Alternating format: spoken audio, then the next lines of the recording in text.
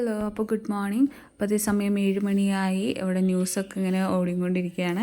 അപ്പോൾ നമ്മളിപ്പോൾ 37th വീക്കിലാണ് കേട്ടോ. അപ്പോൾ ബേബി എപ്പോൾ വേണേലും വരാമെന്നുള്ള കണ്ടീഷനിലാണ്. അപ്പോൾ 37th വീക്കിൽ ഒരു വാട്ട് എയ്റ്റിൻ്റെ ഡേ ആണ് എന്ന് കാണിക്കുന്നത്. രാവിലെ ഇവിടെ ബ്രേക്ക്ഫാസ്റ്റിന് പത്തിരി ആയിരുന്നു കേട്ടോ. പത്തിരിയും മുട്ട റോസ്റ്റും എനിക്ക് ഭയങ്കര ഇഷ്ടമുള്ളൊരു കോമ്പിനേഷനാണ്. എനിക്ക് മാത്രമല്ല, വീട്ടിൽ താട്ടനൊക്കെ ഭയങ്കര ഇഷ്ടമാണ് കേട്ടോ. പത്തിരി മുട്ട റോസ്റ്റ് അല്ലെങ്കിൽ ചപ്പാത്തി മുട്ട റോസ്റ്റൊക്കെ. ഇവിടെ മുട്ട കംപ്ലീറ്റ്ലി ഇടത്തില്ല, മുട്ട ഇങ്ങനെ കട്ട് ചെയ്തിട്ടാണ് ഇടുക കേട്ടോ. അപ്പോൾ അതിന്നിങ്ങനെ ഒരു പത്തിരീൻ്റെ ഒരു കുഞ്ഞൊരു പീസ് എടുത്ത് ഉള്ളിയും കുറച്ച് മറ്റേ മുട്ടയുടെ പോർഷനൊക്കെ എടുത്ത് ഇങ്ങനെ കഴിക്കാൻ ഭയങ്കര ടേസ്റ്റാണ്.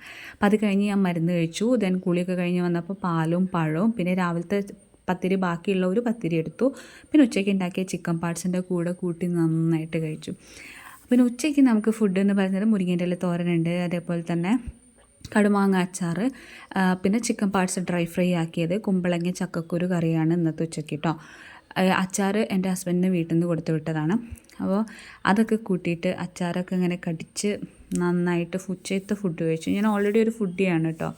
പ്രഗ്നൻ്റ് കൂടി ആയതുകൊണ്ട് പിന്നെ അത് കുറച്ചുകൂടി കൂടി അത്രയേ ഉള്ളൂ.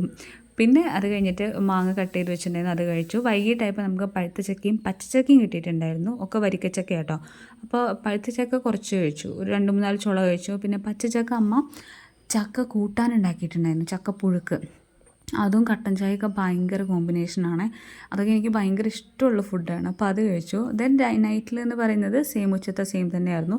എക്സ്ട്രാ അതിൽ ബുൾസൈ ഒന്നും ഉണ്ടാക്കി തന്നിട്ടുണ്ടായിരുന്നു. പിന്നെ ചക്ക പുഴുക്ക് ബാക്കിയുള്ളത് കൂടി നമ്മൾ കഴിച്ചിട്ടുണ്ടായിരുന്നു. പിന്നെ നമ്മളൊരു 3 ഈത്തപ്പഴം കഴിച്ച് നമ്മളുടെ വാട്ട് എയ്റ്റിൻ്റെ ഡേ ഇവിടെ അവസാനിപ്പിക്കുകയാണ് കേട്ടോ. അപ്പോൾ ഓക്കെ, ബായ്.